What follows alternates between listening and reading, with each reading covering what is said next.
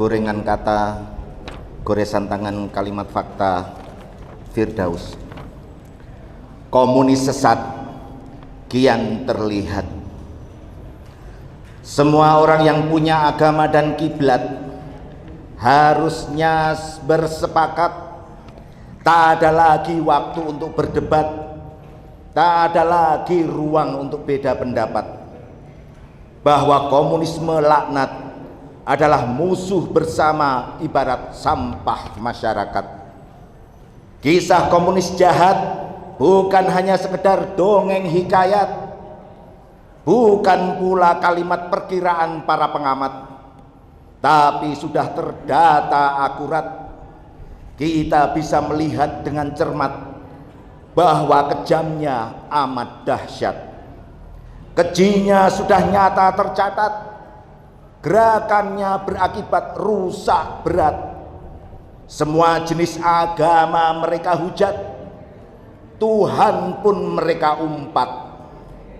Mereka anti sholat, anti sholawat, anti zakat, apalagi syahadat. Unsur ketuhanan mereka embat, berkedok budaya, syahwat dan adat. Memusuhi ulama tokoh umat dan tak segan membuatnya menjadi mayat. Kaum berkhidmat yang percaya kehidupan akhirat mereka sikat. Tak peduli kuli melarat atau sahabat ningrat, semua mereka lumat. Membunuh secara bejat, tak takut kualat, adalah hobi dan bakat. Mengadu domba antara agama, negara dan rakyat dengan cara yang sangat nekat. Anehnya kini suburlah itu habitat. Mereka terus saja giat menggugat dan gila berakrobat. Mereka menjadikan Pancasila sebagai alat siasat untuk menggerogoti dan mengerat. Bertabiat ahli maksiat, asli pengkhianat, bersemangat besar menyebar dendam kesumat. Sangat jelas terlihat kian berani berbuat dan jumlahnya pun terus meningkat. Dan sepertinya kini lewat teror geng motor mereka mulai merambat.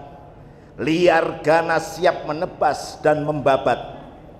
Mengaku Pancasilais paling moderat, sila berketuhanan maunya disunat. Pancasila hendak diringkas dan disingkat, berpikir layaknya tak punya jidat. Merekalah yang mengusik Pancasila, maka wajiblah mereka didamprat dan disuruh jinggat. Neokomunis haruslah dicutat, angkat kaki, pergi selagi sempat. Wahai para aparat dan para pemegang amanat, jangan membela dengan alasan ada orang gila sedang kumat.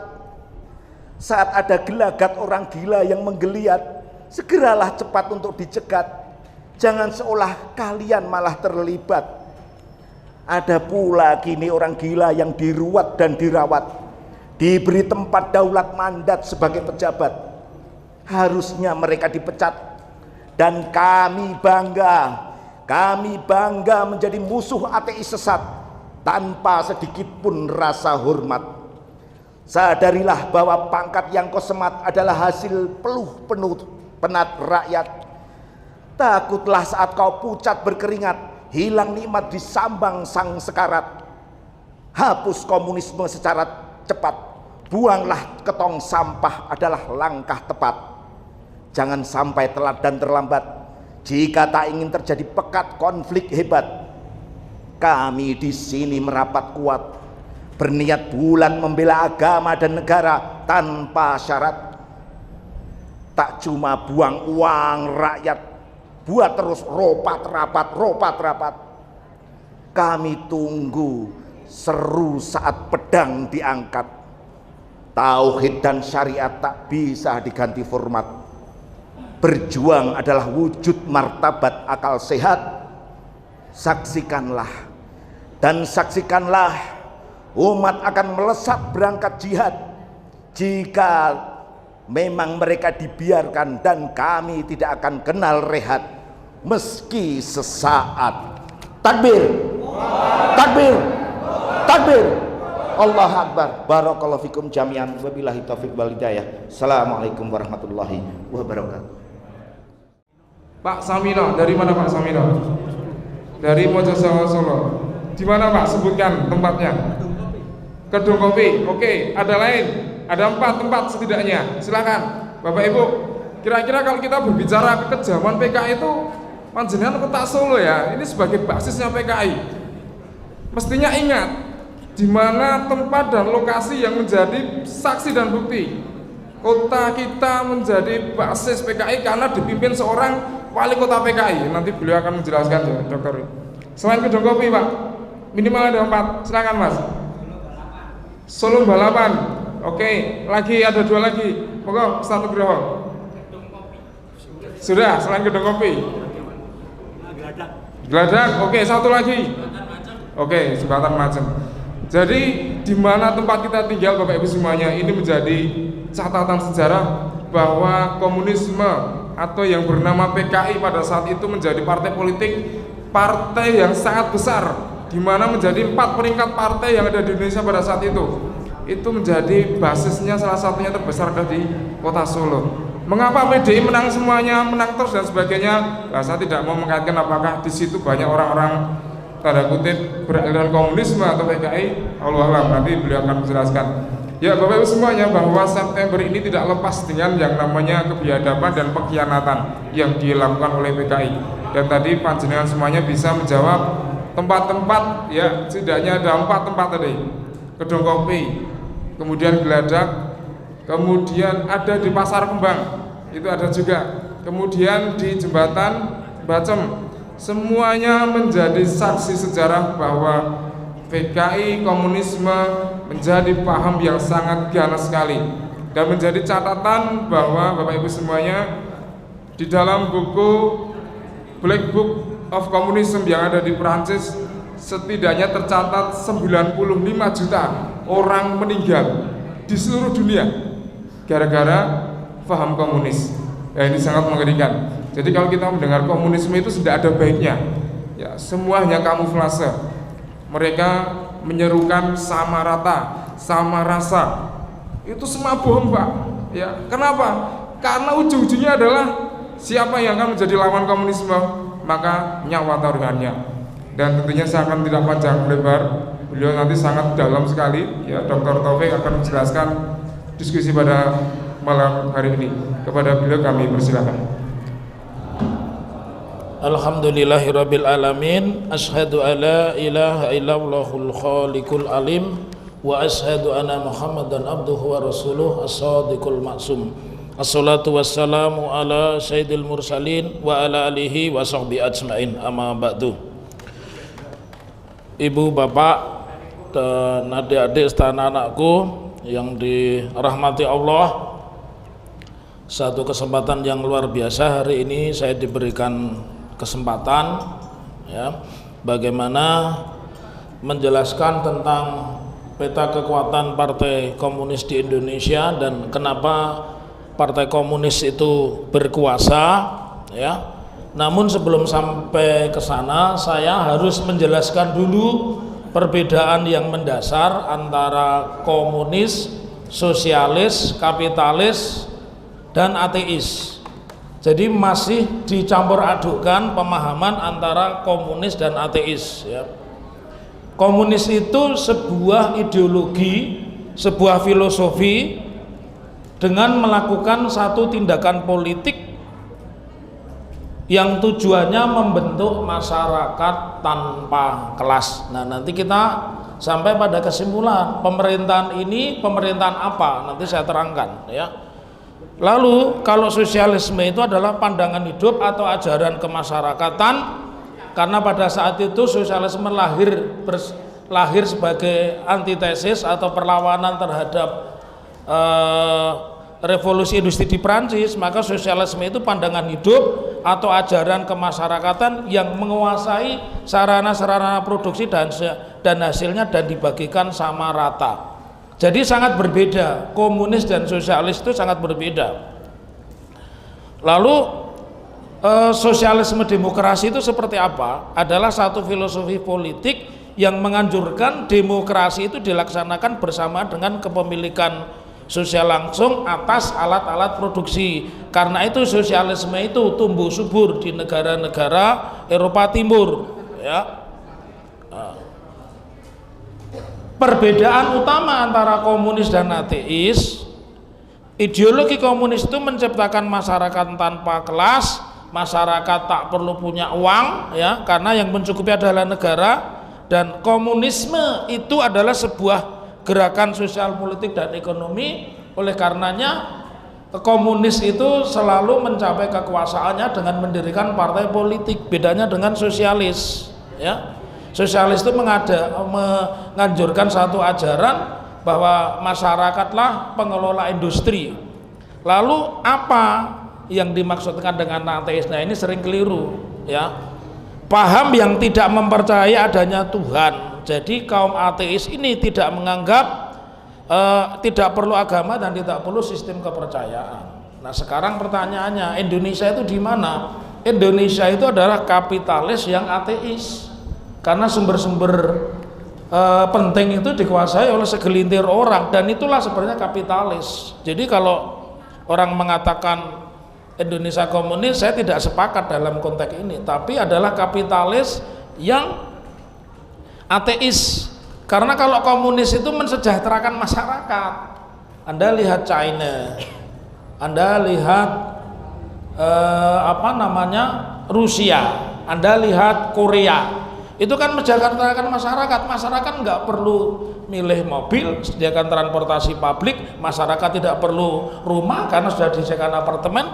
Nah, kalau di Indonesia ini kalian juga kerja sendiri, ya, kalian kerja sendiri, kalian harus cari makan sendiri, tapi kalau dapat uang bisa cari makan dipajaki oleh negara. Itu kan prinsip kapitalis.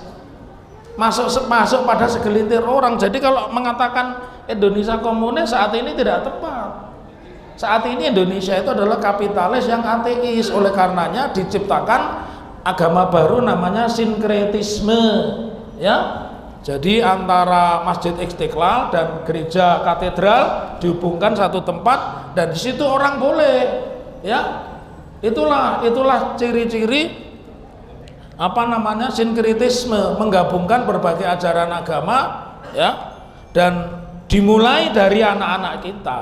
Jadi dimulai dari anak. Itulah perbedaannya antara sosialis, komunis, dan ETI. Oleh karenanya di komunis itu ada sayap Islam. Kalau Anda lihat tokoh-tokoh Muslim di Solo, Kiai Misbah, itu orang-orang Muslim semua. Jadi di komunis yang sholat itu ada, tetapi ajaran mereka itu adalah ajaran kebersamaan komunal. Komunis itu kebersamaan. Beda dengan ateis, ya. Nah, sekarang yang kita kembangkan ini orang mengagung-agungkan kapitalis tapi melupakan Tuhan, ya.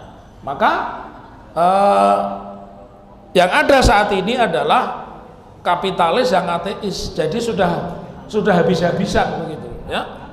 Karena hajat hidup orang banyak dan semuanya itu dikuasai oleh kaum kapitalis ateis. Jadi itu yang harus dipahami.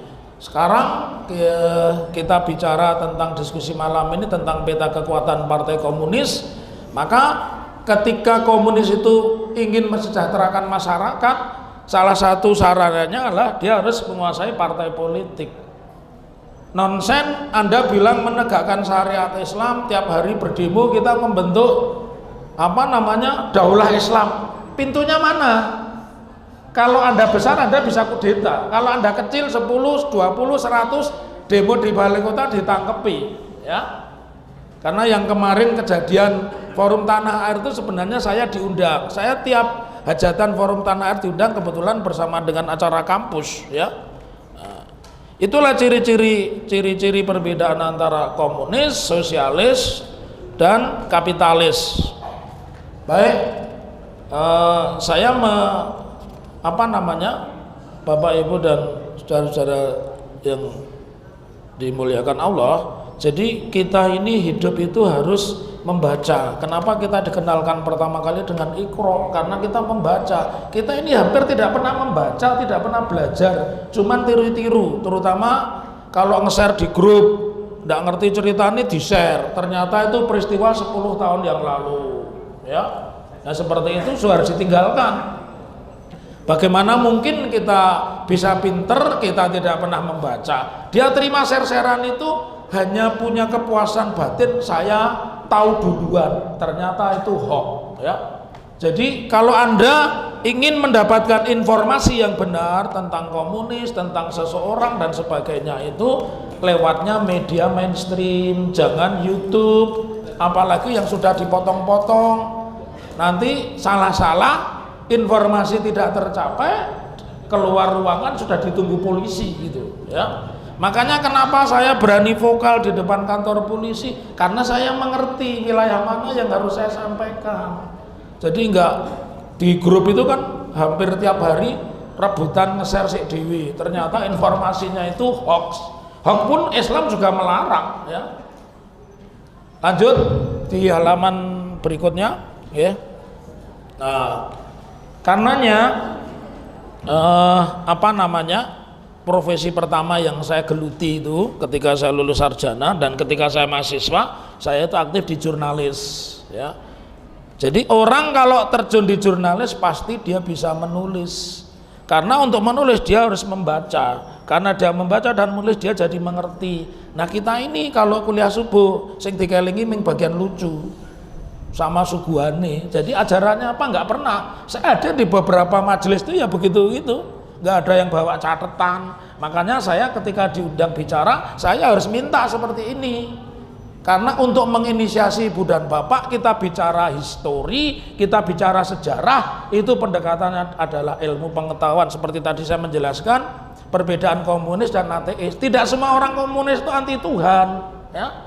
Maka ada kelompoknya siapa itu, kelompoknya Imad dan sebagainya. Sekarang ini kan kita sedang diadu habaib dan bukan habaib. Lah terus perlunya apa? Ya, perlunya apa kita beradu di situ? Baik ibu bapak, nah seperti ini yang saya sampaikan. Anda bicara teroris, pendekatannya apa? Ya, Anda bicara tentang Densus, pendekatannya apa? Ya, nah, ini yang buku terbaru, Pidana Islam dalam Hukum Positif. Oke, lanjut. Terus sekarang eranya adalah era media sosial. Anda tidak akan pernah tahu, Anda tidak akan pernah mengerti belahan dunia lain kalau Anda tidak memiliki media sosial. Media sosial itu adalah jendela dunia. Itu yang pertama. Kenapa sekarang media sosial itu penting? Karena kalau kita memakai teorinya demokrasi yang diajarkan oleh Lord Acton, ya. Anda tidak menguasai media, Anda tidak akan pernah punya peranan apapun, ya. Anda bisa lihat Surya Paloh sebelum bikin partai dia kuasai media dulu, betul ya. Kemudian PSI, partai yang tidak pernah menang tapi menangnya di TV sekian persen begitu, dia juga membangun kekuatan itu dari media informasi. Nah sekarang kita punya radio RDS, radio apa itu, siarannya berkala, bikin buletin ya berkala, kala-kala terbit, kala-kala nggak terbit, lebih banyak kala-kala tidak terbitnya, bener nggak? Karena apa? Karena kita sendiri sudah terkooptasi otaknya ini oleh otak kapitalis, ya. Pada saat saya bersekolah sekitar tahun 90-an, ya, berubah itu kan 2000 sekian. Orang-orang kaya walaupun dia muslim, kalau laki-laki anaknya sekolah ke neng Sin Yosef karena biar pinter. Yang perempuan disekolahkannya di Santa Ursula, kalau di Jogja De Brito. Tapi tahun 2000 sudah berubah, ya, bahwa Islam pun juga sudah dipermodern, walaupun sebenarnya idenya ini dari pondok pesantren, ya, misalkan dengan bilingual, jadi menguasai 2 bahasa. Nah, oleh karena ibu dan bapak, Anda tanpa menguasai media, Anda tidak akan pernah tahu apa-apa. Dan ketika kita belajar media, kita belajar dari A sampai Z. Jangan menghakimi Ustadz Adi Hidayat cuma lihat sepotongnya. Karena memang ada komunitas yang memotong-motong biar dia itu followernya turun, biar itu dia dihujat. Nah, kita apa menjadi bagian dari itu? Bukan. Oleh karenanya belajarlah dengan media sosial dan bekalnya adalah buku, ya. Jadi nanti Anda semakin mencintai buku, Anda makin tahu betapa hebatnya Al-Jabar, betapa hebatnya ilmu falak, betapa hebatnya kesehatan, ya. Jadi yang kita ketahui saat ini itu karena kita sudah terkooptasi kalau Barat itu lebih bagus dan sebagainya. Lanjut. Nah, kita menjadi satu pertanyaan, kenapa PKI bisa menang? Ini kita lihat sekarang, ya. Jadi harus pakai data. Kita kampanye berulang-ulang tidak pernah memiliki data, makanya ora tahu menang karo KPU ora kenal, ya kan? Gimana orang nyalonkan, orang kalau tanya ke saya bikin partai politik, saya akan tolak. Nggak perlu bikin partai politik, karena partai politik yang ada sekarang ini pecahan dari kalau bukan P3 ya Golkar ya PDI, cuman itu aja. Anda mau bilang PAN juga sempalannya dari P3, nanti sempal lagi, ya. Anda bilang Partai Keadilan Sejahtera sempal, besok sempal beneran itu, ya. Misalnya, ya. Nah, kita lihat kenapa PKI tadi saya mengajarkan keutamaan dari PKI itu adalah jadi PKI yang sebenarnya itu ya PKI tahun 45 dan PKI tahun 48 dan 65, ya. Karena mereka ingin memberikan satu ajaran komunal. Nah, kalau kita lihat di sini, maka kenapa di seluruh wilayah Surakarta itu PKI unggul, ya. Nah, kita lihat misalkan di Boyolali PKI leading, di Sragen, di Karanganyar, Wonogiri, hampir di semua tempat itu leading. Sekarang kita bicara sejarah Partai Komunis Indonesia. Solo ini kota yang sangat kecil, 44 km persegi, hanya terdiri dari 53 kelurahan dan terdiri dari 5 kecamatan. Tapi Solo ini kalau dikatakan sebagai peta politik adalah barometer politik atau pusar bumi. Kalau Muslim pusar buminya kan Ka'bah. Sepanjang masih ada orang tawaf, orang pergi umroh, pergi haji, maka bumi itu akan berputar. Kalau nggak ada orang umroh, nggak ada orang haji, bumi itu tidak akan berputar. Nah, kita bicara sejarah Partai Komunis Indonesia itu memiliki yang sangat panjang, ya. Jadi Aidit pun meninggalnya juga di Solo, ditangkapnya di Sambeng. Sambeng itu kalau dari Manahan lurus ke utara, tapi dibunuhnya, kalau pengen ngerti Aidit dibunuh, Aidit itu dibunuhnya di patung kuda Boyolali, sebelah belakangnya itu dulu Kodim, ya. Di situ ada soto Soponyono. Nah, dia dibunuhnya di situ. Ada apa namanya? Dia waktu itu Kolonel Gadrat itu hampir terpengaruh karena dia sama Bung Karno itu deket, ya. Nanti saya jelaskan apakah pencabutan TAP MPRS itu benar atau tidak dan sebagainya, saya jelaskan, ya. Jadi pembentukan pada awalnya PKI itu berdiri tahun 20 dan mulai mendapatkan pengaruh. Kenapa pengaruhnya di Surakarta besar? Anda harus tahu buku Clifford Gift, ya, orang Belanda yang menulis di Solo ini kan berkembang yang namanya Islam Abangan, ya. Dan Islam Abangan itu potensi yang sangat kuat untuk menjadi komunis karena menggabungkan sinkretisme Islam, tapi yo apa itu? Tapi yo seminggu, 7 dino, 40 dino, 100 dino, ya. Geblake mbae, yang mbae geblak tenan kok sumur, ya. Itu ajaran-ajaran itu kita masih berkembang itu, ya. Jadi Anda jangan berpikir mau memenangkan partai politik tanpa merubah pola pikir dan kultur mereka memandang tentang Islam, ya. Jadi kenapa tapel kuda ini, maaf ya, Nahdlatul Ulama itu pengaruhnya besar, ya. Itu kepersoalannya, ya. Kemudian setelah kemerdekaan tahun 44 PKI berusaha memperluas basis dukungannya terutama di kalangan buruh dan petani karena tadi ajarannya komunal, ora perlu listrik, ora perlu tuku gantol, ya, lemah ngaplingi, ya, dan sebagainya. Jadi siapa ini diantara ibu dan bapak ini yang masih ngapelingi tanah, nanti nggak takut meninggal kuburannya disempitkan, ya. Setelah kemerdekaan, PKI berperan di dalam beberapa konflik sosial dan politik, termasuk di Yogyakarta. Mereka merebut hak buruh, tanah, ya, kemudian menyebabkan ketegangan di kelompok lain. Jadi kalau sekarang ada isu pertentangan antara Islam ini dan Islam ini, kalau Anda tanya kepada saya, semua Islam itu baik. Islam garis kanan, garis kiri, garis tengah. Islam yang tidak baik itu Islam yang tanpa garis, ya, yang tanpa garis.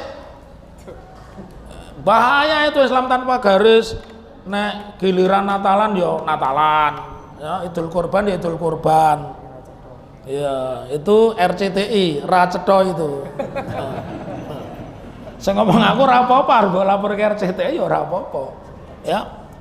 Kemudian kita bicara sejarah PKI di Surakarta. Nanti terakhir saya akan tantang Anda, kira-kira berani nggak turun ke jalan, ya. 30 September itu harus kita jadikan momentum nanti, ya. Momen krisis tahun 65 itu terjadi kudeta yang dipicu oleh peristiwa G13 PKI, ya. Kemudian di banyak tempat, nah tadi sudah disebutkan, jadi pada akhirnya sejarah ini dirubah jadi permainan yang namanya playing victim, jadi seolah-olah PKI itu korban. Sama juga hari ini ya, kita lihat di medsos ya yang berkembang itu, ada orang diskusi forum tanah air nanti akan dikembangkan tanpa izin. Andai kata diskusi hari ini tanpa izin, salahnya di mana? Ya, karena diskusi, debat, seminar itu pemberitahuan, nggak perlu pakai izin, ya. Dan itu administrasi, karenanya boleh diganti dengan denda, ya. Kemudian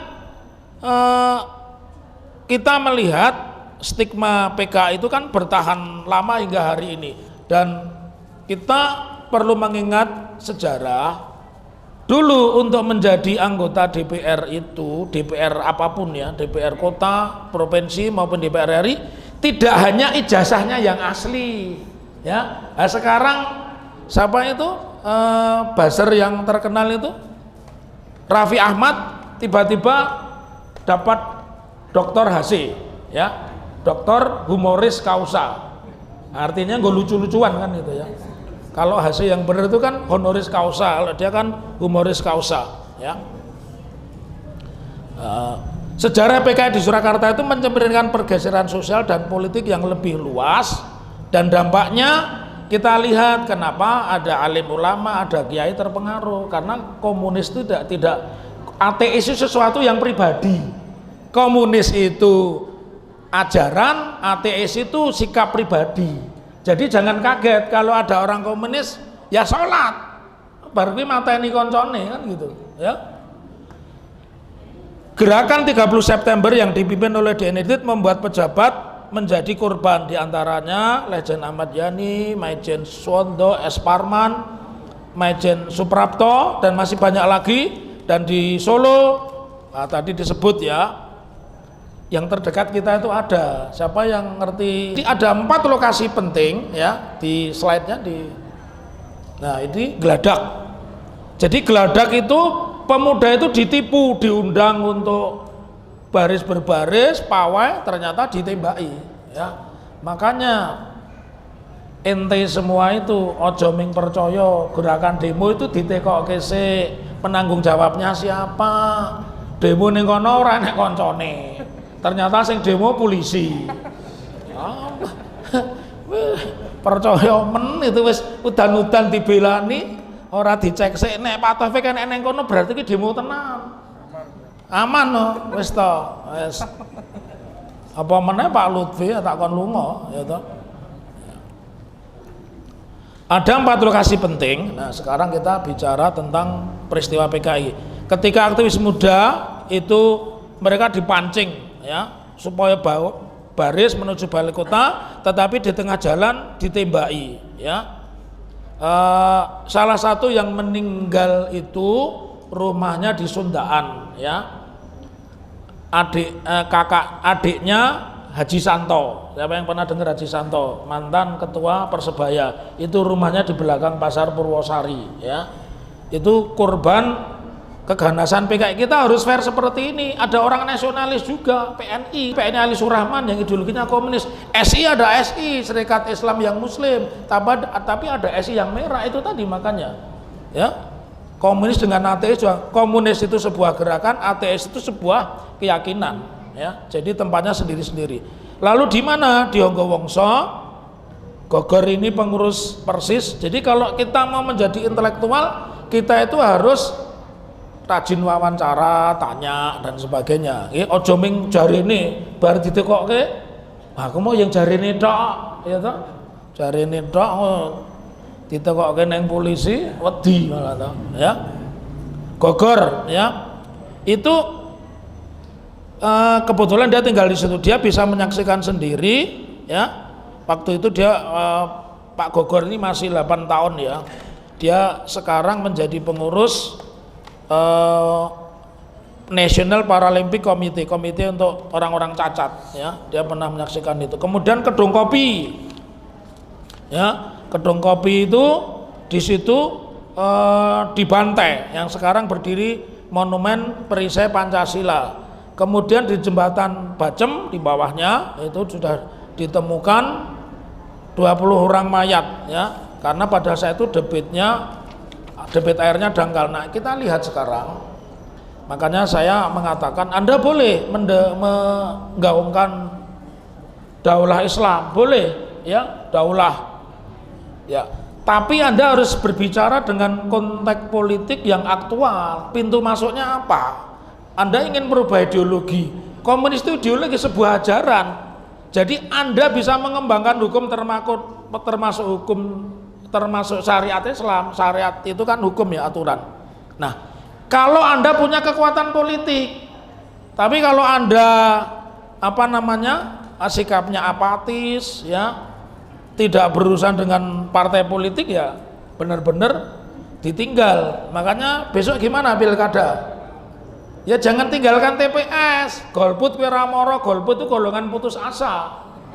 Iya, datang coblosi kabeh gitu. Ya enggak? Wah, saya golput aja, enggak pernah menang. Karena sejarahnya saja sudah seperti itu, ya. Partai Komunis itu berjaya di 3021 TPS, antara lain di kota besar Surakarta, makanya ada kota barat, kota timur di sebelah jembatan Juruk itu kan ada dulu orang-orang Muhammadiyah berkumpulnya di situ, yang di Solo Timur, kota barat dan kota timur. Nanti masjidnya kan masih ada di situ ya. Kemudian tahun 55 pembuktian dari sejarah panjang ya, melahirkan pembangkang semacam Marco dan Misbah. Misbah ini kiai loh ya. Solo ini kiai ini kayak banget dong, sekatenannya kabeh kiai ya. Meriem yo kiai ya. Mirem ringin yo kiai. Aduh, malah sing ngetokke tletongnya sebutane kiai. Aduh ya. Oke lah. Kemudian huru hara politik Madiun. Di Madiun itu anak-anak komunis yang ateis masih ada. Jadi kalau saya masih ingat, dan itu mereka sekolahnya, mohon maaf loh, sekolahnya di IAIN, sekolahnya di Muhammadiyah. Jadi waktu saya kumpul-kumpul ajak sholat itu begini, sholat itu kan meledingi langit katanya dia. Ini kan komunis, katanya meledingi langit, jengking itu meledingi langit. Lah ini kan ajar komunis yang ateis, ya. Terus pembunuhan besar-besaran yang paling kentara adalah di Jawa Timur. Karena itu saya mengimbau ibu dan bapak, imam masjid kita itu dijaga. Kan kita bisa bedakan mana yang wajib, mana yang sifatnya ragu-ragu. Kalau sakit nggak apa-apa, ditunggu beliau meninggal, ditunggu diganti. Tetapi kalau diserang ya rapopo, disikat itu yang nyerang imam itu. Jangan nunggu digorok baru dibela. CCTV itu yang efektif ditongkrongi. CCTV menceritakan mesos kini berkecurian. Bukan begitu. Kalau kalian malas, CCTV itu dihubungkan dengan HP. Betul nggak? Saya itu sedih lah. Ono CCTV malah ditulisi, awas ada CCTV. Mbak ojo nyolong nih, ya kan?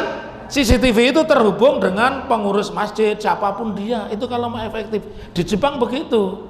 Di Jepang itu sedikit polisi. Ada supermarket 7 lantai begitu, kasirnya di bawah. Nyolong nggak konangan, tapi begitu keluar tangkap polisi karena semua item sudah di barcode begitu. Jadi harus modern. Duwe CCTV ora tahu didelok, ngertine nek ilang. Ya. Diviralke, ya. Nah, itu ndak bedanya dengan polisi, ya. Polisi itu nek lapor kan goleki dhewe CCTV ini ndi, sing dadi polisi sapa to, Pak? Ya. Ya. Kemudian Solo itu pada akhirnya mencapai keemasan, maka PKI berjaya, bahkan PKI menang telak kecuali di Sragen ya, itu antara lain di Solo, Boyolali, Sukoharjo dan Klaten. Boyolali dulu sisa-sisa komunis tentara itu ada namanya MMC, Merapi Merbabu Komplek, itu tentara-tentara yang PKI. Saya tahu karena bapak saya tentara, bapak saya dulu di Kodim, jabatannya adalah imam tentara. Jadi kalau Jumatan waktu kecil itu saya kan kecil sampai kelas 2 itu di Penumping belakang Kodim itu, saya tinggal di situ ya. Jadi tentara, kenapa Pak Harto menghentikan tentara itu berpraktek politik? Karena dulu tentara itu boleh, yang Islam ya pasang Masyumi, bulan bintang, yang komunis ya pasangnya Palu Arit ya, yang nasionalis pasang Bantreng ya, misalnya begitu. Nah lanjut ya, kita lihat ini, dulu masih sedikit penduduknya, jadi TPS-nya juga tidak terlalu banyak karena penduduknya masih sedikit. Nah kita bisa lihat di sini, kita berjuang dengan ilmu, kita setuju juga dengan ilmu, menolak juga dengan ilmu. Ojo ngomong pokoknya ya.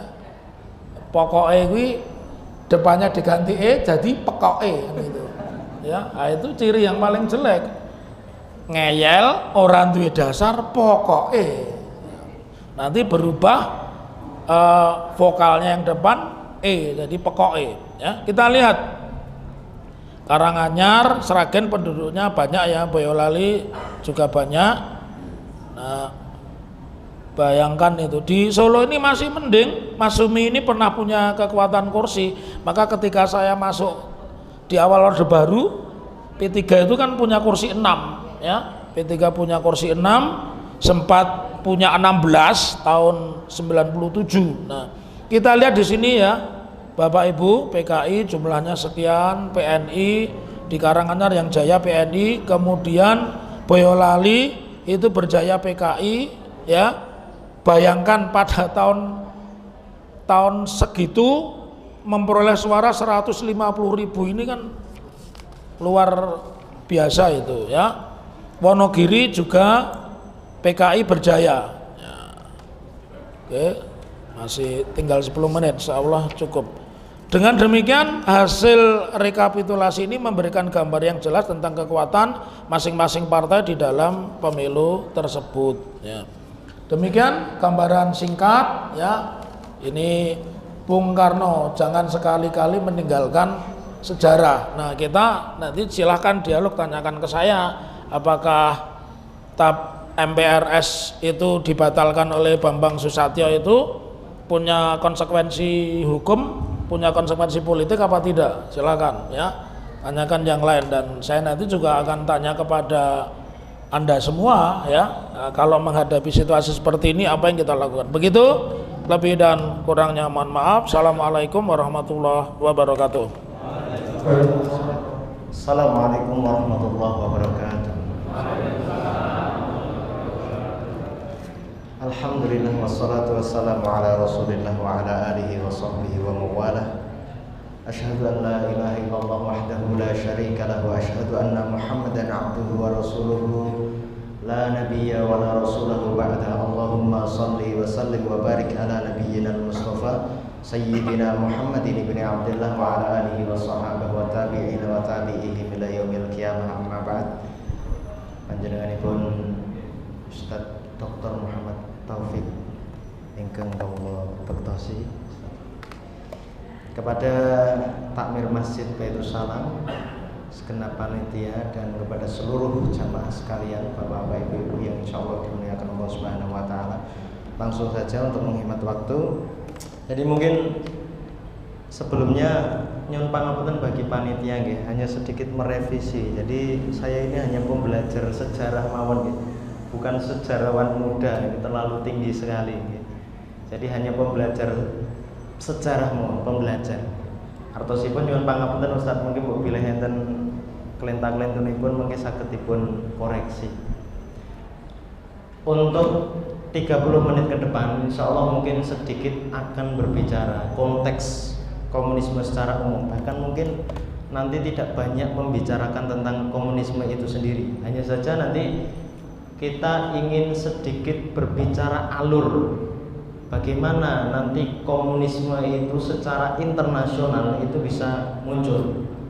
Artinya jamaah yang dimuliakan Allah Subhanahu wa Ta'ala, kita semua paham bahwa komunisme ini adalah salah satu bagian kecil yang merupakan salah satu di antara produk pemikiran yang dihasilkan dari Eropa, dari Barat. Kita harus tahu dulu. Okay? Lah, para hadirin, kalau kita melihat nanti, kalau kita berkaca pada sejarah ataupun yang praktiknya hari ini ada di Indonesia itu sendiri yang merupakan negara bisa dikatakan menjadi salah satu negara muslim terbesar di dunia.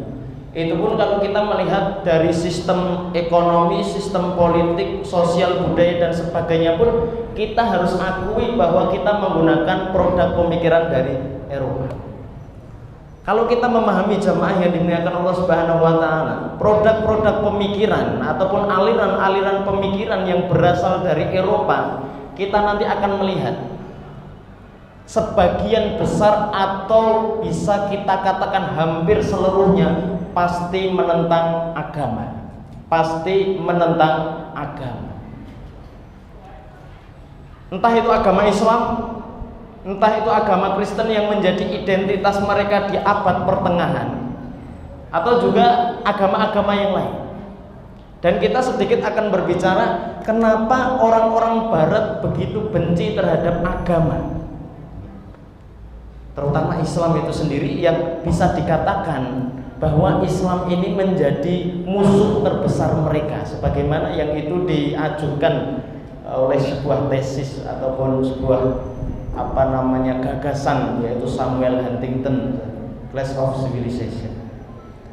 Para hadirin yang dimuliakan Allah Subhanahu wa Ta'ala, jadi begini, kalau kita berbicara konteksnya kenapa Barat itu bisa membenci agama sehingga nanti muncul aliran-aliran pemikiran yang salah satunya adalah komunisme itu sendiri, maka kita akan sedikit berbicara bagaimana kondisi yang terjadi pada abad pertengahan. Abad pertengahan kalau saya sederhanakan itu adalah rentang antara tahun sekitar 500-an Masehi sampai tahun 1500-an. Atau ada yang mengatakan nanti penanda berakhirnya abad pertengahan menuju modern itu ada yang mengatakan salah satunya adalah tahun 1453 dengan jatuhnya Konstantinopel ke tangan seorang remaja berusia kurang lebih 23 tahun yaitu Muhammad Al-Fatih. Ini salah satu riwayat ataupun salah satu penanda berakhirnya abad pertengahan menuju abad modern. Jamaah yang dimuliakan Allah Subhanahu wa Ta'ala, kalau kita melihat abad pertengahan itu sendiri, nanti kita akan melihat kebangkitan intelektual dari orang-orang Eropa. Jangan bayangkan Pak, orang Eropa dahulu dengan sekarang jangan dibayangkan. Hari ini kita melihat orang-orang Eropa ataupun Barat itu memang semuanya serba canggih, pinter gitu, teknologinya maju dan sebagainya. Tapi dulu orang-orang Barat zaman dahulu itu adalah orang-orang yang terpinggirkan di dalam panggung sejarah. Makanya orang-orang Barat sendiri, sejarawan Barat mengatakan bahwa abad pertengahan itu disebut sebagai the dark age ataupun masa kegelapan. Masa kegelapan. Padahal pada saat yang sama para sejarawan Eropa itu mengatakan bahwa di peradaban Islam di negeri-negerinya kaum muslimin pada waktu itu justru mereka mengalami era keemasan atau the golden age. Masa atau masa? Sampai ada seorang sejarawan bernama Joseph McCabe dalam sebuah buku yang berjudul The Moorish Civilization in Spain itu mengatakan, ini membandingkan Pak zaman dulu peradaban Islam dengan peradaban Barat zaman dahulu yang sayangnya hari ini dibalik oleh Allah Subhanahu wa taala. Joseph McCabe mengatakan untuk membandingkan kondisi Islam dan Barat zaman dulu, dia mengatakan gini, adalah aib bagi seorang petani muslim di Spanyol. Spanyol dulu itu pernah dikuasai kaum muslimin sampai lebih dari 7 abad. Maka bahkan hampir 8 abad. Adalah aib bagi seorang petani muslim di Spanyol kalau tidak bisa membaca dan menulis. Padahal kalau kita berbicara kasta, petani itu kasta, bisa dikatakan kalau secara struktur sosial itu yang paling rendah. Tetapi dikatakan oleh sejarawan ini bahwa kelasnya petani muslim di Spanyol itu sudah bisa baca dan menulis. Padahal pada saat yang sama di Eropa, raja-rajanya bahkan tidak bisa menulis namanya sendiri, Pak. Jadi jenenge dhewe kok nulis wae ora mudah. Jenengmu sapa? Ya jenengku kuwi, pokoke ya kuwi. Ning kok nulis ora mudah, enggak bisa, Pak. Ini kelasnya raja, Pak. Nek cara zaman sakniki niku presiden nulis jenenge dhewe wae mboten saged. Itu Eropa zaman dulu. Ini bukan saya yang mengatakan, ini sejarawan Eropa sendiri. Lah, jamaah yang dimuliakan Allah Subhanahu wa taala, para cendekiawan Eropa kemudian mengevaluasi apa yang menjadikan kita itu mundur jauh bahkan terpinggirkan di pentas sejarah. Kenapa kita tidak seperti muslim? Maka kemudian mereka evaluasi, mereka melihat bahwa hambatan terbesar orang-orang Eropa bisa maju itu gara-gara agama, dan agama itu adalah agama apa? Agama yang dijadikan identitas mereka agama apa? Kristen. Agama Kristen ini adalah penghambat kemajuan. Itu berdasarkan evaluasi dari mereka. Kenapa seperti itu jamaah yang dimuliakan Allah Subhanahu wa taala? Ada beberapa faktor. Pertama, kita berbicara tentang konteks ilmu pengetahuan. Apa yang menyebabkan orang-orang Eropa itu menjadi mundur secara ilmu pengetahuan, padahal di muslim itu luar biasa Pak dulu. Kalau kita mengenal sistem operasi, handphone, laptop dan sebagainya, seluruh umat manusia berterima kasih kepada ilmuwan muslim yang bernama Muhammad bin Musa Al-Khwarizmi. Dengan aljabarnya, dengan algoritmanya, sekalipun beliau secara jujur mengatakan bahwa saya mendapat ini angka 0 itu dari orang India, tetapi pengembangan dari matematikanya India kemudian dimatangkan oleh seorang Al-Khwarizmi sehingga muncullah ilmu algoritma, aljabar dan sebagainya. Dan masih banyak sekali ilmuwan-ilmuwan muslim yang membuat silau dari orang-orang barat. Tetapi orang-orang barat gini Pak, punya masalah yang serius. Ketika ilmu pengetahuan sudah mulai dikembangkan, banyak di antara mereka yang kemudian dijatuhi hukuman mati oleh gereja. Dulu Pak, jamaah yang dimuliakan Allah Subhanahu wa taala, di Eropa itu ada orang yang mencoba belajar matematika, astronomi dan sebagainya, pasti akan diberi stempel sebagai penyihir Pak. Loh, penyihir itu Pak, itu bukan stempel yang kaleng-kaleng Pak. Dulu di Eropa orang kalau sudah disestempel penyihir, dia hanya tinggal menunggu waktu dihabisi. Dan beberapa ilmuwan terkenal, salah satunya itu adalah Nikolaus Kopernikus yang kemudian menemukan teori heliosentris. Itu teori yang menyatakan bahwa sebenarnya matahari iki ketoke ngubengi awake dhewe ning asline Pak nggih. Asline kan bumi niku sing ngubengi matahari. Itu adalah teori heliosentris ataupun matahari sebagai pusat tata surya. Meskipun sebenarnya itu sudah dicetuskan sebelumnya oleh kaum muslimin, tetapi tidak diakui oleh orang-orang barat. Ini jahatnya mereka. Nikolaus Kopernikus mengatakan bahwa bukan matahari yang mengelilingi bumi, tetapi bumilah yang mengelilingi matahari. Ini oleh gereja dianggap sebagai pelaku bid'ah nek cara awake dhewe. Dolalah finar. Niku nek awake dhewe. Pelaku bid'ah. Ada ilmuwan yang kemudian nanti mengikuti pendapat Nikolaus Kopernikus itu bernama Giordano Bruno itu sampai dibakar hidup-hidup. Galileo Galilei dan juga banyak sekali ilmuwan-ilmuwan yang mereka mengikuti ataupun mendukung teori heliosentris, dan juga mereka-mereka yang berusaha untuk mencetuskan ilmu pengetahuan yang baru, kemudian tidak sedikit yang dieksekusi di bawah hukum-hukum gereja. Inilah yang kemudian membuat mereka menjadi trauma terhadap agama mereka sendiri. Pertama, yang kedua, korupsi di kalangan orang-orang gereja. Jadi zaman dahulu itu Pak, Eropa yang namanya kerajaan-kerajaan Inggris, Perancis, Spanyol dan sebagainya, mereka meskipun secara mereka punya kerajaan Pak, mereka punya politik sendiri di negaranya masing-masing, tetapi politik-politik mereka itu harus di bawah hukum dari gereja Vatikan. Penguasa tertingginya adalah paus, bukan yang di laut, senestengin laut ini, paus. Ini paus. Nah, yang jadi masalah adalah jamaah yang dimuliakan Allah Subhanahu wa taala, pada waktu itu yang namanya korupsi itu sudah menyebar di kalangan baik pusat, gereja pusat maupun gereja di tingkatan paling bawah. Yang paling kelihatan mencolok itu adalah adanya jual beli surat indulgensi ataupun surat pengampunan. Jadi zaman riyen Pak, orang-orang Eropa niku nek pengen tobat niku mbayar. Kudu tuku surat pengampunan. Misalnya nanti menghadap pendeta, Pak kula pengen tobat, bayar. Dosamu piro sih? Dicek Pak. Jadi mereka sudah lebih maju daripada kita, sudah mengenal nota Pak, nota dosa. Dihitung, dosamu iki 5.000 rupiah. Desamu iki ya nek iki rada cilik nak gur ngapusi tanggane 250 rupiah misalnya dan sebagainya. Dinota. Bahkan ada yang mengatakan ada satu kasus, ada satu masa di mana pada waktu itu untuk mendapatkan satu nota saja itu harganya ditebus dengan kurang lebih 1.000 florin.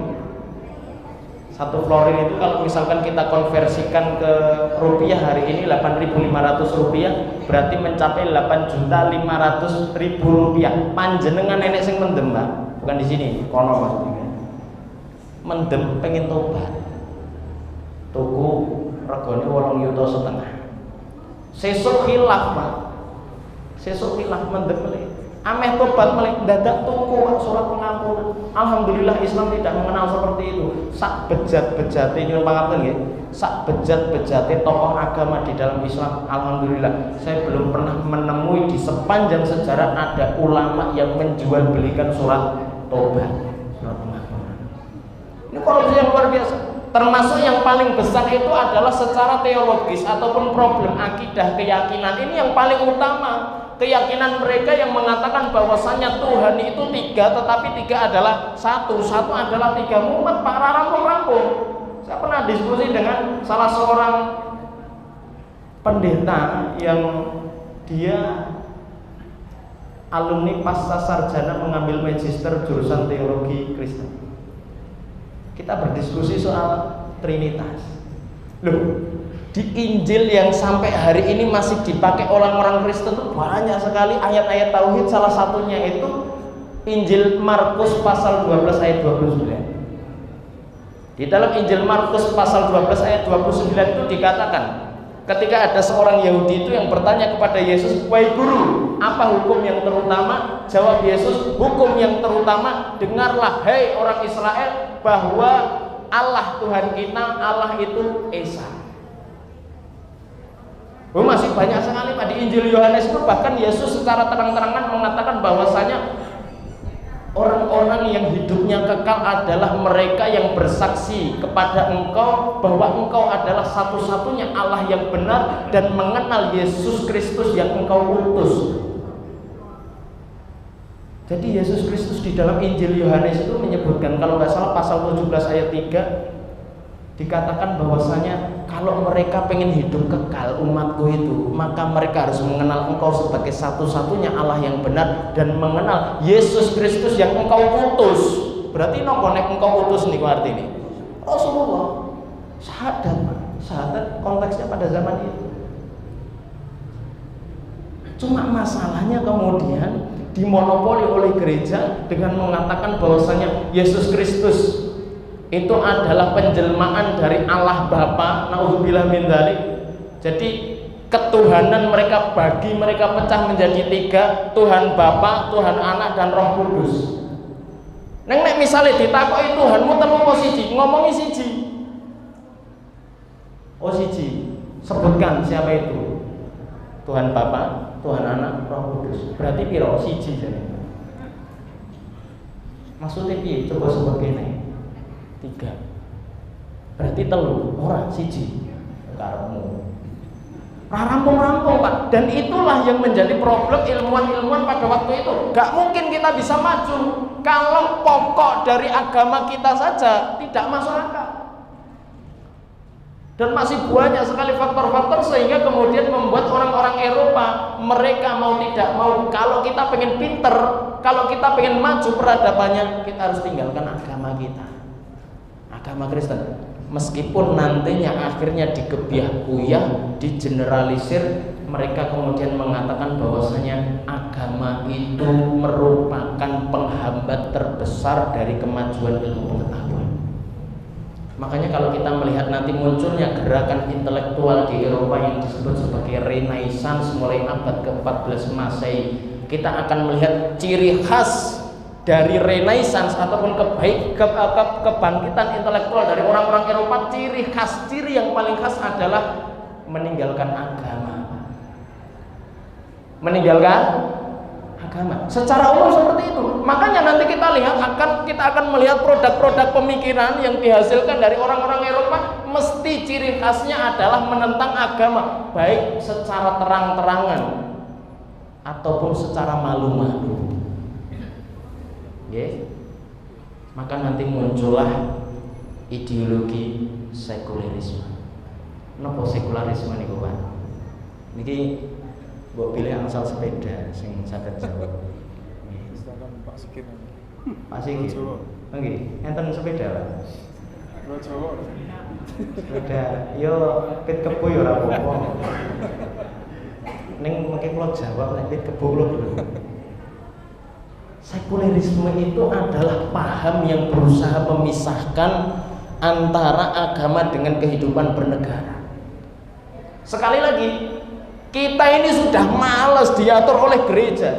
Makanya dalam bernegara kita harus bisa lepas dari agama. Sehingga kemudian orang-orang Eropa itu golek-golek lah, terus awake dhewe nganggo sistem politik apa? Untuk mengaplikasikan itu, pakai sistem politik apa?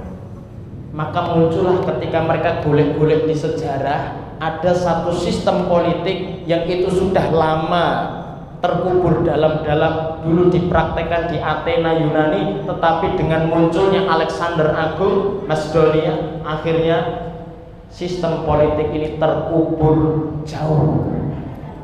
Sekitar abad 5 sebelum Masehi itu sudah mulai terkubur, abad ke-4 sebelum Masehi itu sudah ambles, tetapi kemudian dihidupkan kembali mulai abad ke-17 Masehi, sistem politik yang kita kenal dengan sistem demokrasi.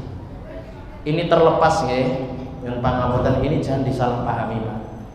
Saya yakin kita semua sepakat ketika mengambil jalur politik, saya yakin kok itu dalam rangka untuk menegakkan kembali peradaban kita, yaitu peradaban Islam, di mana Islam itu sudah sempurna Pak. Kita sudah punya sistem politik sendiri, sistem sosial sendiri, sistem ekonomi sendiri. Terlepas dari mekanisme untuk menuju ke sana, kita kembalikan kepada panjenengan sebab. Tapi secara jangka panjang jelas Pak, demokrasi ini dimunculkan oleh orang-orang Eropa untuk apa? Untuk menihilkan peran agama dari kehidupan umat manusia. Itu jelas sekali. Artinya kalau kita berbicara konteks gerakan anti Tuhan itu, ya ada yang malu-malu, ada yang terang-terangan. Nanti akan sedikit kita ceritakan bahwa komunisme itu turunan dari filsafat apa, sehingga kemudian sampai dikatakan bahwasanya agama adalah candu dari masyarakat. Bahkan kita pernah mendengar bagaimana slogan-slogan orang-orang komunis di Madiun itu, pondok bobrok, langgar bubar, santri mati. Loh, kita kalau melihat itu orang-orang komunis mau di Eropa, mau di Soviet, mau di Indonesia, itu jelas Pak, pendeta-pendeta itu kalau Kristen, kalau Muslim ulama itu akan dianggap sebagai kaum borjuis feodal. Nih, nanti akan sedikit kita cerita. Yang sayangnya setengah jam dong. Yang kita iya motor. Gitu nom cah nom semono wis telatan gitu. Pentalitan nggih. Wonten niku molor sithik mboten ora Pak nggih. Ini misalnya orang terima yo kalau mawon monggo jenengan langsung kok tak ngomong dhewe ning kamera ngene kok diterbitke YouTube nggih.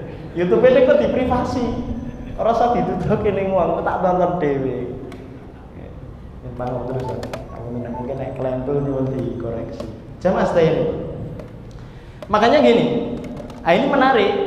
Maka kita bisa melihat sebenarnya banyak sekali nanti dalam bukan hanya masalah politik, sistem ekonomi dan sebagainya, semuanya dirombak oleh orang-orang Eropa. Muncul banyak sekali aliran-aliran pemikiran. Misalnya ilmu pengetahuan.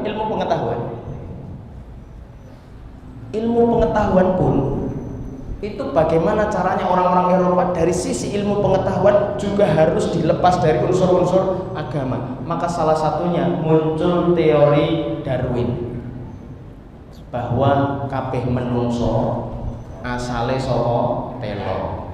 Gitu lho. Oh. Kethek oglen ku anoman. Loh, nyempang apa tuh Pak? Ini ngapunten nggih, bukan saya kok menghina dia. Maksudnya biyen jenenge kula TK kok TK cilik mak bingung. Ora ngerti ya. Biyen nek TPA jarene awake dhewe niku keturunane Nabi Adam alaihissalam. Lah ning sekolah jarene keturunane kethek. Kula bingung nganti takok. Apa Nabi Adam yo kuwi to? Lho saking bingungnya Pak. Sing bener sing endi? Loh, teori evolusi itu bukan hanya sebatas manusia itu berasal dari kethek, dan kethek itu berasal dari iwak, iwak berasal dari air. Ujung-ujungnya bahwa alam semesta itu tidak ada yang menciptakan. Itu ujung-ujungnya ngono Pak. Secara ilmu pengetahuan digawe piye carane bahwa tidak ada keterlibatan Tuhan di dalam ilmu pengetahuan. Ujung-ujungnya Tuhan raine wis mati. Maka kita bisa melihat dampaknya jamaah yang dimuliakan Allah Subhanahu wa taala. Mungkin 10 menit lagi izin boleh ya. Wis oleh ya berarti 10 menit. Yo 20 menit. Sampai ora terima.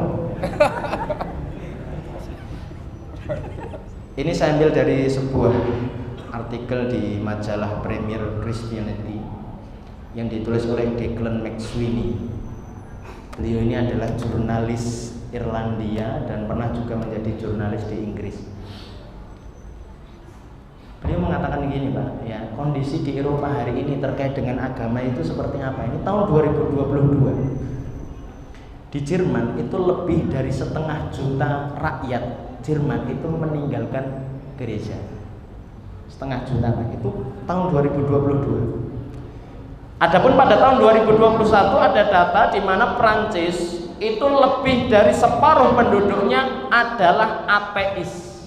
Separuh dari penduduk Prancis adalah ateis atau setidaknya menganggap bahwa agama Kristen sudah tidak relevan bagi kehidupan mereka. Padahal Prancis itu dulu termasuk yang sangat Kristen. Apakah gara-gara komunis? Komunis tidak terlalu berkembang di sana. Kemudian di Spanyol per hari ini sepertiga penduduknya adalah ateis atau setidaknya mengatakan agnostik, dan itu masih banyak sekali. Salah satu lembaga penelitian paling berpengaruh itu Pew Research Center itu mengatakan secara umum di Eropa, secara umum orang-orang yang masih pergi ke gereja itu cuma tinggal 20% secara umum. Padahal sekali lagi bahwa dulu di Eropa mereka itu sangat Kristen sekali. Jangankan 100%, 1000% mereka Kristen. Lah, apa yang kemudian membuat hari ini mereka cuma tinggal 20% saja yang pergi ibadah? Salah satunya adalah dampak dari sekulerisme yang secara sistem politik itu mengejawantah dalam bentuk demokrasi.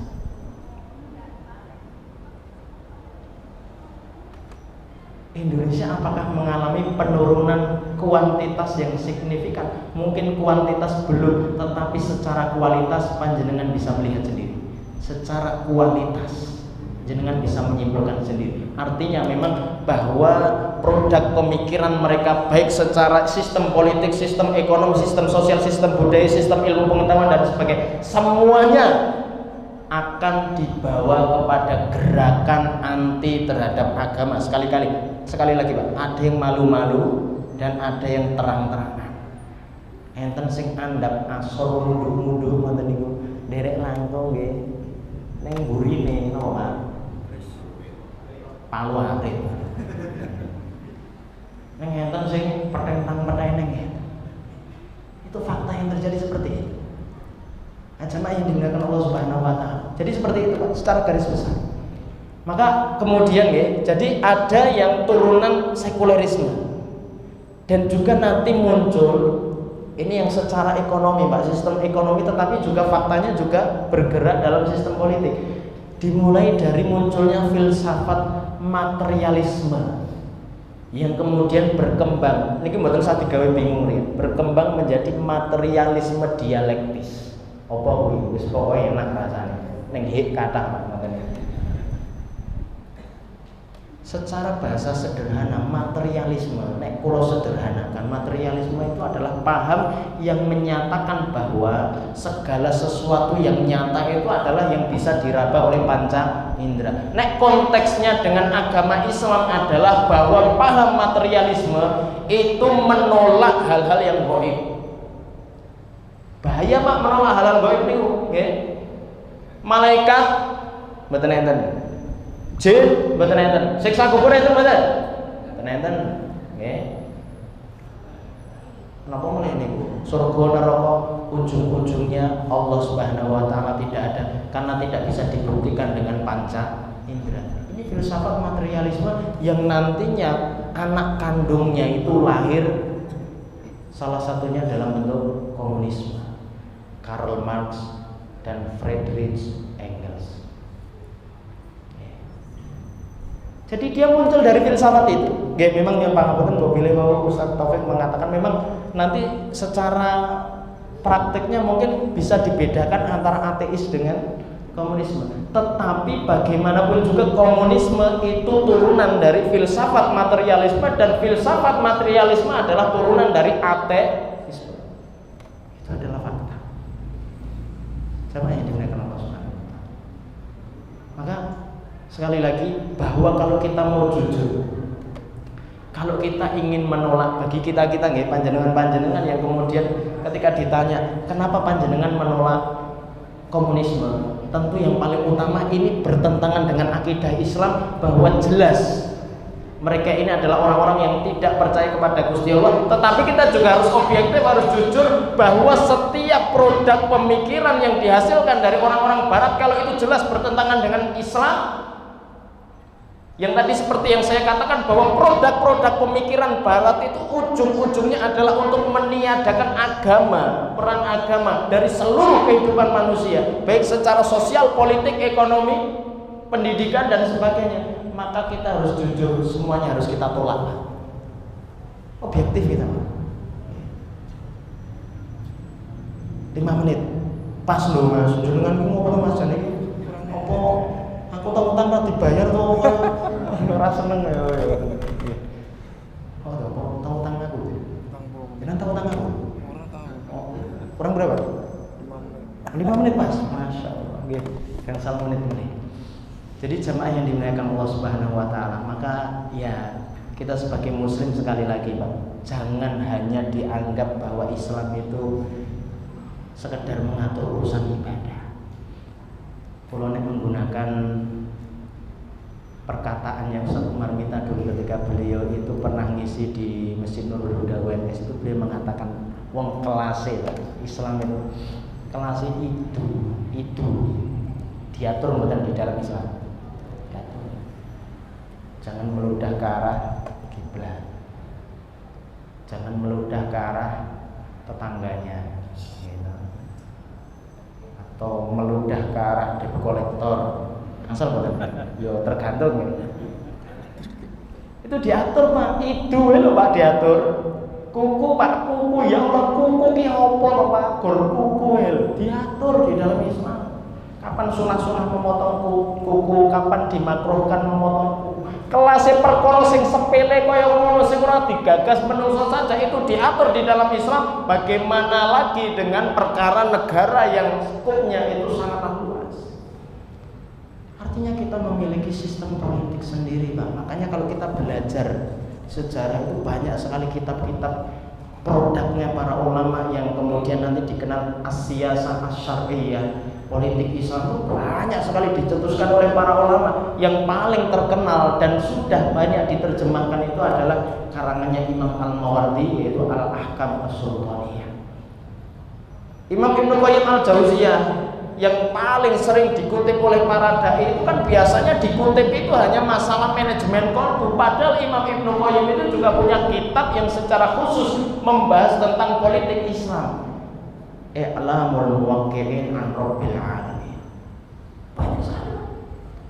Islam itu sudah dirumuskan banyak sekali ahli-ahli siasa itu bagaimana kriteria memilih kepala negara, bagaimana sistem kementeriannya, ya. Ada yang nanti ditetapkan berdasarkan syariat, ada yang ditetapkan berdasarkan ijtihad, lembaga peradilannya seperti apa, sistem ekonominya seperti apa dan sebagainya. Kalau dalam tataran fikih kula panjenengan sami misale nyinaoni fikih Syafi'i itu kangge kula panjenengan sami ingkang mbok pilih nate sinau matan Abu Suja itu sudah banyak dijelaskan Pak, dari mulai toharo sampai masalah hudud. Hudud niku napa hudud niku? Senes jenengan mikirnya mesti ngene iki Pak, apa pe ora oleh ning kene? Hudud Pak. Maling napa? Maling napa? Ketok tangane.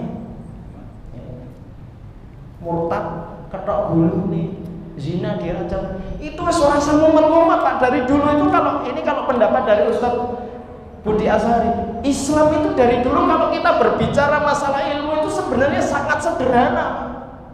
Muter-muter orang mubeng-mubeng. Sederhana sekali, tetapi implementasinya ataupun aksiologinya itu wah dahsyat luar biasa. Rasa mumet-mumet. Korupsi itu harus seperti apa? Harus pakai lembaga apa? Mumet kabeh iki, wong kakean utang. Pakailah sistem Islam. Selesai Pak urusan itu dari dulu itu. Makanya kelasnya Imam Al-Ghazali, Imam Asy-Syatibi itu Islam itu sudah dirumuskan itu ada maqasid syariah, tujuan-tujuan syariah. Pertama menjaga agama, yang kedua adalah menjaga nyawa, menjaga akal, menjaga keturunan. Itu sudah semua, sudah komplit. Sakniki ngenten Pak, Nabi Muhammad SAW begitu hijrah ke Madinah itu beberapa kebijakan yang bisa kita rumuskan itu ada 3 ketika beliau sudah sampai di Madinah di tahun pertama Hijriah. Ada 3. Pertama membangun Masjid Nabawi, yang kedua mempersaudarakan Muhajirin dan Ansor, yang ketiga beliau kemudian menetapkan piagam yang disebut sebagai Sahifatul Madinah, piagam Madinah yang oleh beberapa kritikus asal barat itu dikatakan sebagai konstitusi. Piagam Madinah bisa dikatakan sebagai konstitusi. Lah, yang jadi permasalahan yang orang-orang barat mengatakan konstitusi pertama di dunia adalah konstitusi yang bernama Magna Carta yang dicetuskan di Inggris sekitar tahun 1200-an. Lucu Pak, Nabi SAW tahun 620-an beliau hijrah ke Madinah itu sudah punya konstitusi negara. Makanya banyak di antara para sejarawan mengatakan konstitusi negara tertulis pertama di dunia itu adalah konstitusi yang ditetapkan oleh Nabi SAW di negara Madinah. Maka Rasulullah bukan hanya mengajarkan bagaimana sholat, tetapi Rasulullah juga mengajarkan kepada seluruh umat manusia bagaimana membangun negara yang ideal. Mungkin saged dipun pahami secara kula mboten nesu-nesu Pak. Iki mboten ustaz nesu-nesu ora diundang meneh. Nggih, jenengan apa to, Pak? Nggih, maka temen saged kula aturaken Ustaz nyuwun pangapunten kula pilih enten lintah-lintunipun mangke saged dipun koreksi. Assalamualaikum warahmatullahi wabarakatuh. Bismillahirrahmanirrahim. Saya ingin menjelaskan sedikit kalau beberapa minggu yang lalu MPR ini kan santer mencabut MPRS dan sebagainya. Saya mengatakan secara ilmalah itu tidak berubah apapun karena ilmalah itu berkaitan dengan sejarah. Jadi peristiwa politik saat itu tidak bisa dianggap selesai hanya dengan pernyataan ketua MPR yang seolah mencabut, yang benar itu kepres. Jadi peristiwa ya nanti kalau seperti itu seolah-olah merubah juga bisa. Sejarah itu sesuatu yang berkaitan erat dengan peristiwa dan yang berlaku pada saat itu. Jadi tidak mungkin sejarah itu dirubah hanya dengan mengatakan sudah dicabut MPRS nomor 25 tahun 1966 misalnya. Karena stigma dan sebagainya itu ya memang momentumnya pada saat itu. Lalu bagaimana merubahnya itu dengan kepres.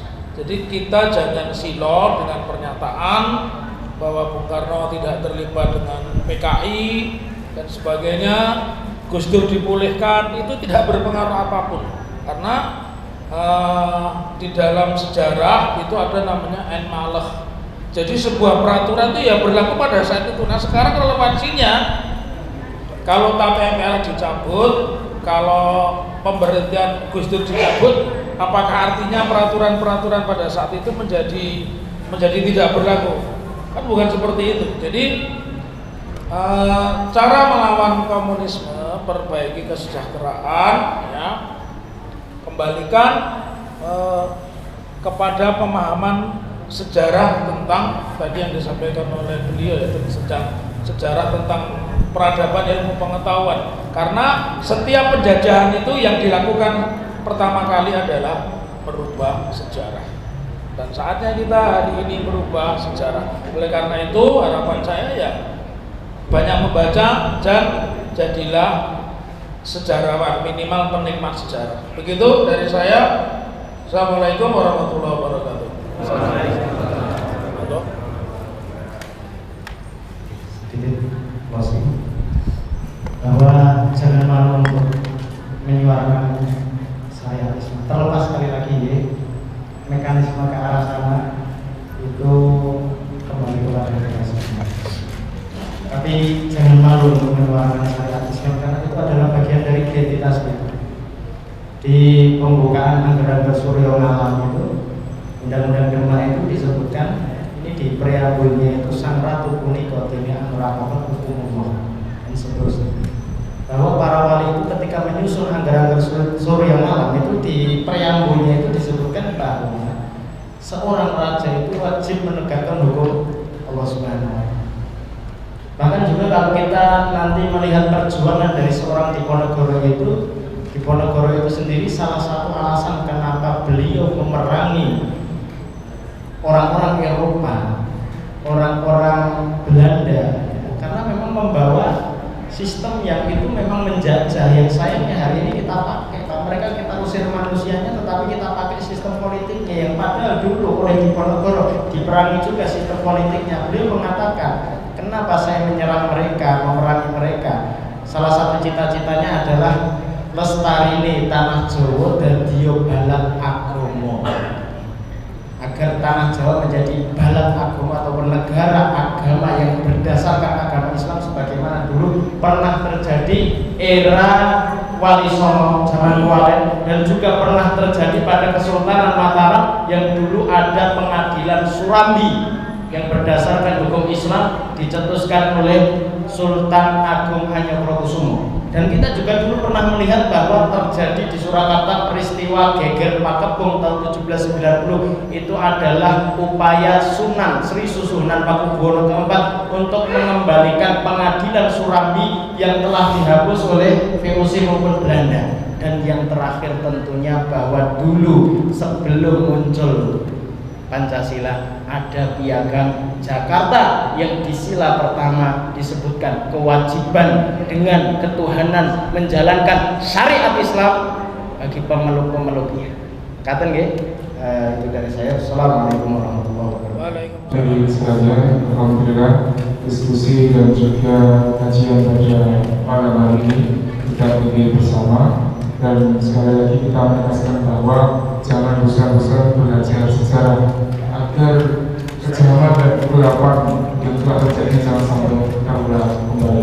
Demikian dari kami mengucapkan syukur jazakumullah khairan kepada seluruhnya, pada Tamir Masjid Salam, kemudian juga dari Bapak Syariah Masyarakat, dan tentunya Bapak Ibu hadirin sekalian yang hadir pada malam hari ini. Tidak lupa kami ucapkan juga terima kasih kepada teman-teman yang ada di Bedara, yang dari luar menyajikan snack, konsumsi dan sebagainya untuk keselenggaranya acara pada hari ini. Oke, kita akhiri dan kita tutup dengan bacaan anggaran dan untuk proses. Alhamdulillahirobbilalamin. Subhanakallahumma wa bihamdika, asyhadu an la ilaha illa anta, astaghfiruka wa atubu ilaik. Sekian dari kami. Assalamualaikum warahmatullahi wabarakatuh.